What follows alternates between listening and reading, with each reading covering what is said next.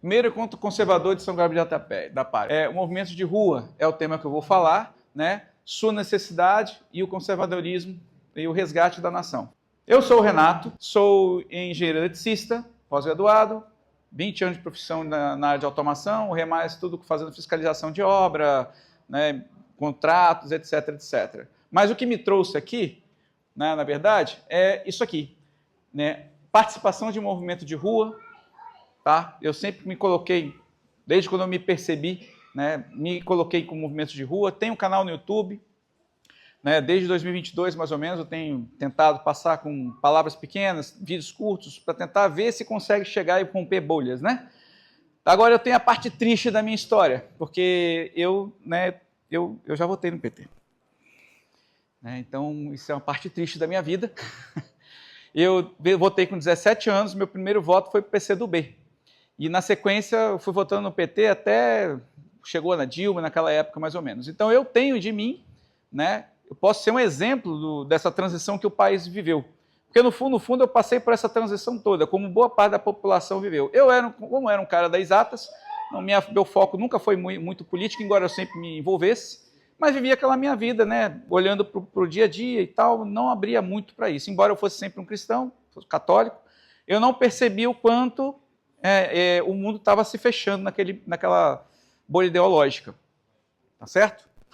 Quem quiser, meus contatos aqui são esses, tá? Mais na frente a gente conversa sobre isso. Então, aonde vamos chegar com essa palestra? Aqui, ó. Eu mostrarei como o movimento de rua são o motor para o ressurgimento do conservadorismo. Isso é uma parte importante. É o caminho para a pressão política necessária para o resgate da nação. É aí que eu quero chegar no final dessa explanação. Aqui vocês veem alguns movimentos que já participei para mostrar a caminhada mais ou menos, né? Tá certo? Então, conservadores, primeira coisa, eu tenho umas premissas para se colocar, tá? Conservadores e liberais sempre foram inimigos na história. Geralmente, na maioria dos casos, isso é uma realidade. Coloquei a fotinha aqui da guilhotina, porque atrás de uma guilhotina sempre tinha um liberal cortando a cabeça de um conservador. Né? Revolução aqui, quando foi estabelecida a revolução, no caso, a nossa República de Bananas, né, que nós tínhamos uma maioria no parlamento, o povo brasileiro é conservador. Então, era uma cadeira, no máximo 2, 3, se eu não me engano, quando eu estudei na época. Né? Mesmo assim, os militares chegaram, né, houve uma pressão dos republicanos na época, na figura dos liberais, eram os republicanos, e houve a instalação, então, da República. Então, bem conturbado, né? Como eu falei, sempre somos conservadores. O conservadorismo voltou mais ou menos na época, até a época de 64, posteriormente depois, no mesmo momento que começou mais ou menos o Estado Novo, Getúlio Vargas, alguma aflorescência desse tipo veio à tona, subindo e descendo, né? E foi sepultado em 64. Tudo que era conservadorismo morreu. As pessoas falam, o regime militar era de direita. Não era. Eles eram positivistas, né? Fizeram mais para a esquerda do que para a gente, no final das contas. Tá? E ele volta agora. Outra premissa. O termo direita é muito fluido, então não dá para usar muito bem. Porque tem gente que uma hora é de direita, daqui a pouco ela é de esquerda, ao mesmo tempo ele diz que é de direita, mas tem conceitos da esquerda. É um conceito complicado, que surgiu na Revolução Francesa e eu prefiro não usar muito. Tá? O povo vai às ruas por um propósito, não por uma pessoa. Aí eu coloco essa foto aqui para quê? Isso muda, por exemplo, vamos supor o caso do Bolsonaro.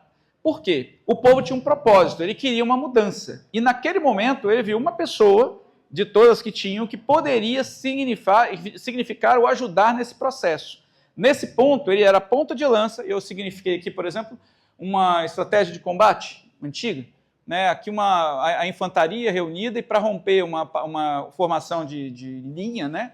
Uma cunha, onde na frente sempre vai o soldado mais forte, mais potente, aquele mais louco também, que se lança, e no caso, eu acho que ele foi o louco escolhido. Né? Não era a melhor pessoa do mundo, eu sei que tem falhas, todos temos falhas, ele não é Deus, mas no momento foi o que foi acontecendo. Só para dar uma ideia que, geralmente, não é por pessoas, mas por propósitos. Nenhum movimento é dono das ruas. MBL, vem para a rua, etc., viram que isso é assim. Então, as pessoas, os movimentos de rua, eles organizam manifestações, mas não são donos da rua. É o propósito que une o povo. Né? A união entre o povo e o movimento se dá pela conjugação de propósito e confiança. Eu vi momentos em que determinados movimentos fugiram muito dos propósitos e, em alguns casos, enganaram o povo. E o que acontece com o povo? Ele não vai. Pode marcar, tanto que eu me lembro de alguns movimentos que eram grandes, outros menorzinhos, os carrapatinhos ficaram, porque eles iam sempre nas massas, né? Mas quando tentavam fazer coisas fora, não dava certo, porque o povo vai aonde tem o propósito. Lógico, tem outros fatores envolvidos, ok? Ser conservador não é dizer apenas Deus, pátria, família e liberdade, isso é a pior coisa que está acontecendo hoje, né, no nosso mundo conservador. Aquele político descartável que chega do nada, vira conservador. Eu já tive em trio várias vezes, apareceu um cara do nada que dizia que era conservador. Eu posso fazer um exemplo lá da Serra, Vidigal, que é um cara de esquerda, conhecido lá na Serra, ele é conservador, ele diz que é conservador. Entendeu? Porque quando o cara diz que é Deus, por exemplo, ele tem que crer em Deus. Vai muito além do que simplesmente dizer que é Deus, que acredita em Deus. Né? Tem a questão da probidade, a questão do não enganar o próximo, a questão de não ser... colocar-se a serviço da corrupção, de não adulterar. Cara, tem uma Bíblia inteira para o cara seguir. Então, se o cara é corrupto e diz que é conservador, você esquece. Vai contra esse lema que é usado hoje, que é só um lema, lembre-se disso, é um lema. A pessoa tem que provar que ela vai além disso. Vamos para um contexto agora, porque daqui a pouco eu vou entrar no segmento dos anos com as mudanças que foram acontecendo com o movimento de rua. Até 2013, aqui ó, o movimento conservador já não existia desde 64, já expliquei isso, tá bom? Mais de 50 anos de ensino gramsciano, escolas de rede de televisão fazendo a mesma coisa sempre, ou seja, lobotomizando a população. Gramsci era um revolucionário italiano, que ele criou, tem 9 livros, se eu não me engano, ou 7, eu me esqueci, comecei a ler alguns, é dura a leitura, tá? Mas basicamente é a ideia de fazer as pessoas acreditarem no socialismo sem perceberem. É aquela história do sapo na panela, você coloca lá, vai aquecendo, aquecendo, aquecendo, até que o sapo morre. É a nossa casa. E na visão dele, o mundo vira um mundo socialista. Aqui eu coloquei alguns exemplos. Por exemplo, eu fui uma vez numa pregação do padre do Frei Léo, e ele usou esse exemplo do divórcio, que eu não assisti isso. Mas existiam novelas lá atrás, quando a Globo começou a colocar, que o desquite era proibido no Brasil. O divórcio era proibido porque a igreja pregava que não era possível divorciar, né? Para convencer as pessoas disso, colocou lá de um lado um ator bonito e uma atriz linda. Os dois eram casados com pessoas horríveis, e o povo começou a assistir e começou a olhar para aquilo e falei, gente, eu quero que esse casal separe. Eu quero que esses dois bonitinhos aí fiquem juntos. E é assim que é o trabalho gramsciano na cabeça das pessoas, é assim que eles estão fazendo com a gente o tempo inteiro. A gente foi aquecendo, eles foram aquecendo a fervura, né? Depuração do status do idoso.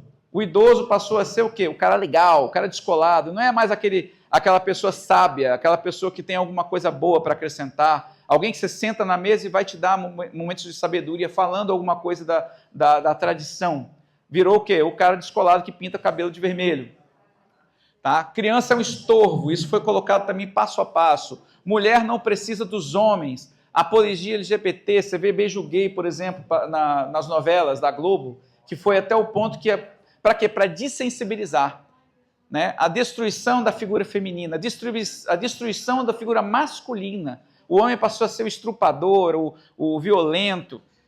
Isso tudo é um contexto para todo mundo acostumar com essa visão, que é a tal janela de Overton, né? Conseguir enxergar a sociedade daquela forma. Isso é o que eles querem. E fora isso, os escândalos da Copa de 2014 estavam acontecendo nesse período de 2013, as pessoas já estavam começando a perceber isso aqui, o Facebook já existia, as pessoas já começavam a perceber esses discursos, já existia o Facebook, como eu falei, as pessoas trocavam essas informações, começou a pipocar os escândalos de corrupção, e aí o povo meio que, olha o que aconteceu depois. São os stories, 2013, cara, o PSOL é sempre o PSOL, né? Ele de repente decidiu fazer o protesto dos 20 centavos para destruir o governo Alckmin. Era essa a vontade dele. Ele não contava que tudo que estava acontecendo na cabeça das pessoas estava muito latente. E as pessoas falaram, quer saber? Vamos para a rua, mas vamos para a rua por tudo agora. Vamos falar da Copa, vamos falar da questão da saúde, porque estava dinheiro da Copa tirando dinheiro da saúde, né? O transporte estava ruim, o governo roubava, as pessoas viam essas situações que eu passei anteriormente, mas não sabiam. Elas foram para a rua, às vezes, sem saber o porquê estavam indo para a rua. Você tinha cartazes de todos os tipos, inclusive alguns cartazes conservadores espalhados, que na época era muito incipiente. Você tinha poucas pessoas que falavam sobre isso. Entendeu? Então eu coloquei aqui. Não tinham mais. Os grandes protestos explodem por causa do pessoal. O pessoal nega a autoria, porque aí o governo ficou pau. Falei, peraí, mas vocês estão sacaneando comigo? O pessoal e o governo é a mesma coisa. entendeu? Né? Só que aí começa, as bandeiras de sindicatos somem e entram os cartazes de papelão, porque agora o povo vai para a rua, é o povo que se manifesta. As organizações, elas não tinham pauta, saúde, educação, essas coisas que eu tinha falado. E para fechar com a organização, para destruir o movimento, entra em cena os black box. Eles entraram em cena como agora em 2022 aconteceu a mesma coisa. Sempre que eles querem fazer, eles infiltram, o próprio pessoal volta e destruiu o movimento. E não aconteceu nada com eles naquela época, só para lembrar a situação. 2014, para muitos parece que não teve muita movimentação, pelo contrário. Para mim, e pelo que eu percebi na minha vida, como eu vejo em alguns depoimentos, foi o ano da preparação dos movimentos conservadores. Porque na sequência tivemos uma junção mais na frente. Mas a princípio foram os conservadores que começaram a se preparar e perceber que existiam. Aconteceu isso aqui, ó, foi minha chave, minha mudança de chave foi com esse PNE aqui, Plano Nacional de Educação. Como eu falei, eu era um cara comum do povo, não estava via as roubalheiras. Eu digo o seguinte, o povo brasileiro já estava acostumado com roubo, infelizmente. A gente já estava meio que anestesiado. Não naquela proporção que foi na Copa, mas estávamos anestesiados. Agora, quando começaram a mexer na nossa família, eles queriam colocar as agendas LGBT, colocar as agendas... E as pessoas não sabiam o que era aquilo. O que era ideia de gênero? Nesse momento, os protestantes e os católicos se juntam. Muitos filósofos começam a entrar e discutir o assunto. As câmaras de vereadores foram forçadas a discutir. Eu fui forçado a ler sobre o assunto. Quando eu fiz isso e outros tantos, a gente viu o tamanho do problema. Quando esse fio de linha foi puxado, todo o restante daquilo que eu botei lá atrás, que eu discuti que era coisas que se faziam por causa do granchismo, começaram a vir à tona. Isso foi o pano de fundo. Nós começamos a perceber. O conservadorismo acorda. Aqui, ó, vários movimentos pelo Brasil. Olavo de Carvalho começa a aparecer nas discussões. E ele já estava há muito tempo falando sobre isso. E o que acontece? Eleição 2014. Quem aí não votou no Aécio naquela época? Eu fiz campanha para o Aécio. Muita gente fez. Por quê? Nós sabíamos que existia a direita e a direita é o PSDB, não é isso? Pois é. Depois a gente percebe que isso foi uma furada. Né? Quem não votou? 15 e 16. Aqui sim. Uma coisa improvável. O tarifaço de Dilma. Eu trabalhava numa empresa de energia elétrica, na Excelsa. Nós sabíamos que isso ia acontecer, porque ela segurou tudo para a virada do mandato. Quando foi, subiu tudo, porque a gente sabia que ia subir. As taxas todas aumentaram, a inflação foi nas alturas, as pessoas começaram a ver, peraí, isso foi estrela eleitoral. Todo mundo que votou no Aécio falou, e agora? Vamos para a rua de novo e tal. Só que aí aparece o quê? Os escândalos de corrupção, né, da era do Aécio. Aí as pessoas começaram a questionar, peraí, mas esse cara é corrupto, quem não sabia disso, né? Era na cara, só que a gente queria fechar os olhos, tá bom? Então, você vê aqui, por exemplo, desde a Revolução Comunista, né, socialistas, PT e os revolucionários fabianos, que são os PSDBistas, eles sempre trabalhavam juntos. Então, aí você tem lá o PT, PSDB, PFL, MDB, são tudo da mesma moeda, só que com fases mais radicais e menos radicais. É sempre assim que a esquerda fez. Eu sou radical. Dessa vez você entra como menos radical, o pessoal vota em mim. Não, agora é a minha vez, aí inverte. E foi assim, a política das tesouras, né? E a gente começou a perceber isso. Nós começamos a entender que havia essa mudança. A gente começou a ver que PSDB não era mais direita. A gente começou a perceber que eles não eram aquilo que a gente queria.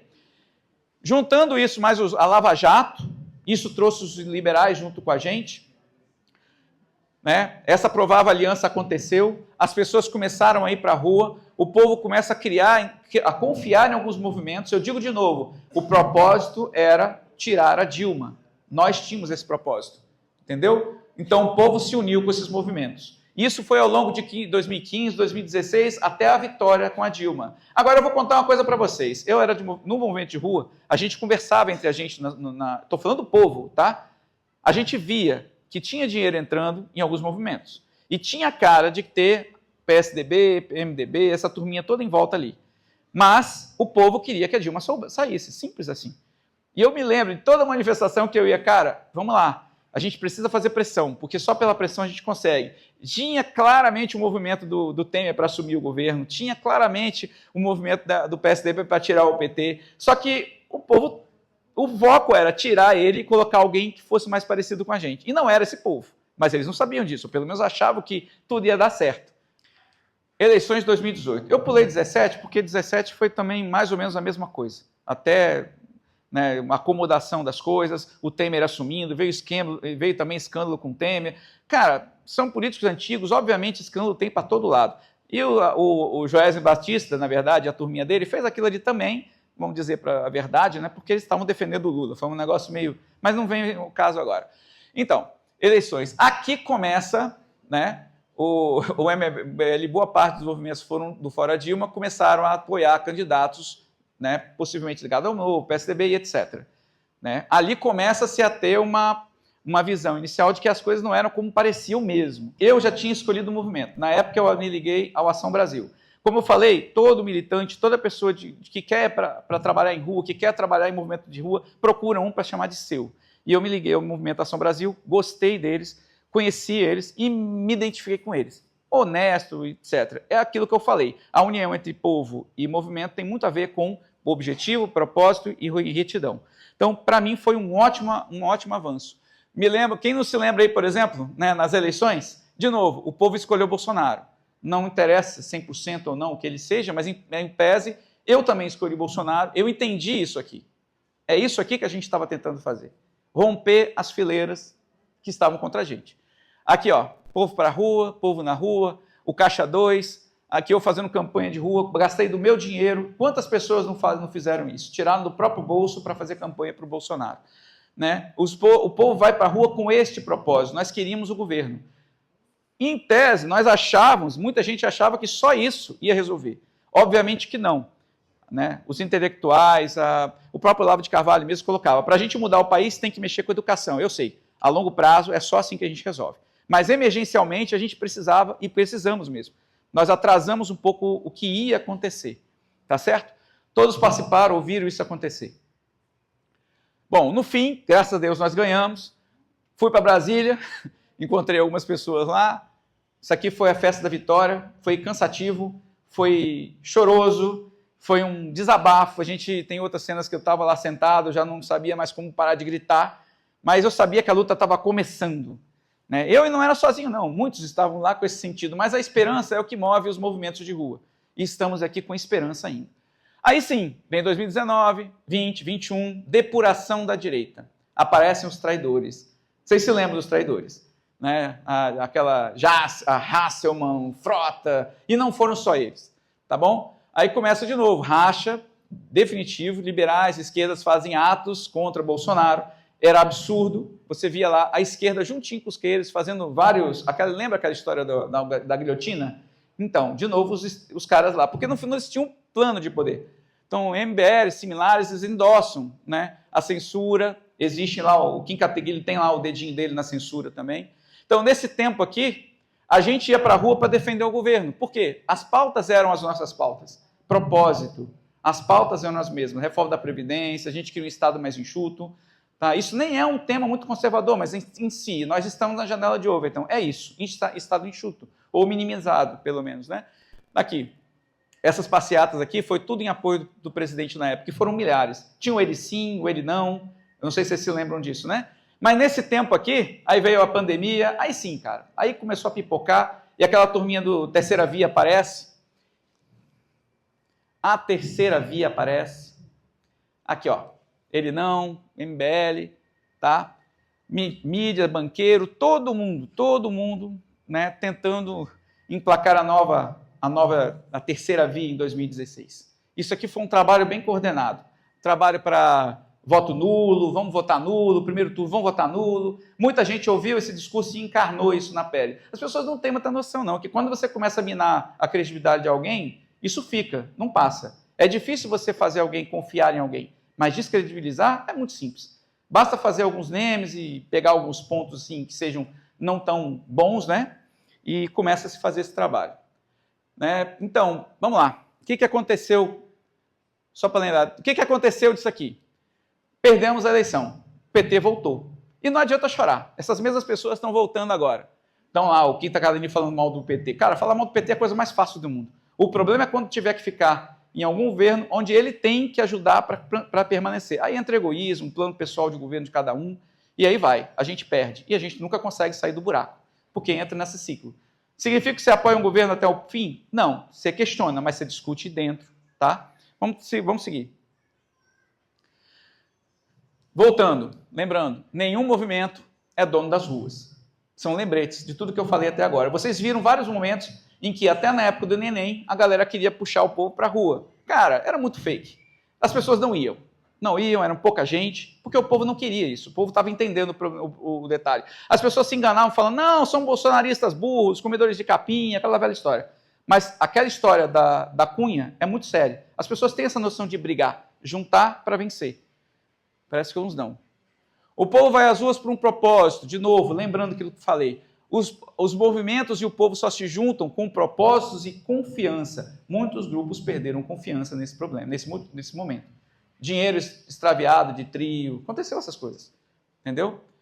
Bom, concluindo, os movimentos fizeram o conservadorismo ganhar força e conquistar as cadeiras. Nós conseguimos, com o tempo, chegar lá. Eu não sei se vocês perceberam nesse tempo todo, à medida que iam acontecendo as manifestações, o conservadorismo foi ganhando nome, foi sendo ouvido, as pessoas foram se juntando a nós e entendendo do que se tratava. Tá certo? Com isso, nós conseguimos cadeiras para presidentes, vereadores, deputados, senadores. Os industriais começaram a entender o que estava acontecendo, empresários. E isso daqui é um ponto de inflexão. É a hora que a gente tem que começar a cobrar dessas pessoas. Não simplesmente ficar nas redes falando besteira. O cara tem que mostrar resultado. Porque isso foi uma conquista. Uma conquista que nós tivemos, não foram eles. As pessoas estão lá porque nós fizemos campanha, fomos para a rua, fizemos a nossa parte. Agora, do lado de lá, eles também têm que dar o retorno. Agora fica todo mundo brigando agora com cortes partidários, eu junto com você junta comigo, e ninguém está pouco se deixando com o povo, óbvio. Mas não, nós estamos de olho, e é bom que estejamos de olho. Isso faz com que as coisas mudem, porque ficar como era antes é melhor não ficar. Ao longo desse tempo, como eu falei, houve curiosidade. O motor das manifestações trouxe as pessoas para começarem a estudar, a entender o que estava acontecendo. Tá? Aonde estão os movimentos de rua agora? O povo brasileiro quer voltar para as ruas. Nós queremos voltar para as ruas, mas precisamos de um projeto. Né? Saímos dessa pequenez das disputas eleitorais e partimos para um projeto. Precisamos ter um projeto de Brasil. Me fala, o que nós temos hoje de direita, vamos dizer assim, ou de conservadorismos? A nossa ala. O que nós temos de projeto de nação? 2018 ganhamos, mas ganhamos sem projeto. O projeto era Bolsonaro. Mas cadê o projeto? Nós vamos fazer o que com as infraestruturas? Nós vamos fazer o que com a educação? Nós vamos fazer o que com o Brasil? Como é que a gente vai chegar lá? Eu não sei se vocês acompanharam o que está acontecendo nos Estados Unidos. O Trump e a turma dele se prepararam por 4 anos, juntando as melhores mentes que eles tinham para discutir nação. Quando ele assumiu o governo, ele tem tudo pronto. Os decretos que ele ia fazer, as ações que ele ia fazer, onde ele ia mexer e estrategicamente o que ia tentar. O que ele está tentando fazer lá é um reset gigante em todo o esquema global. Pode dar muito errado, mas se der certo, a gente vai sentir muito isso aqui. Esse é outro tema de palestra, eu gosto muito dessa parte de geopolítica, mas em suma, só para vocês entenderem que não adianta você simplesmente chegar e assumir o poder e ficar igual um paspalho. Eu sei que na época, principalmente por causa das ideias liberais, né? Não podemos gastar dinheiro, vamos fazer um grupo mínimo aqui para discutir política, para fazer a transição, e deu nisso. Essa transição saiu mais ou menos, saiu boa, né? A gente tinha ministros que eram realmente, pelo menos não eram só indicação política, mas tinha muito mais para se fazer, que nós não conseguimos, porque nós não tínhamos uma preparação para isso. E agora vamos para os riscos. Alguns o Léo falou, eu acho que para a gente, eu acho que os principais são esses aqui mesmo, tá bom? Esses são os inibidores das manifestações, mas não só das manifestações, são os inibidores da própria vida da nação. Membros do STF, nós já vimos inclusive na palestra anterior sobre isso, eles estão minando a democracia no Brasil, eles estão assumindo a nossa democracia, eles são hoje uma ameaça para a democracia e para a nossa nação.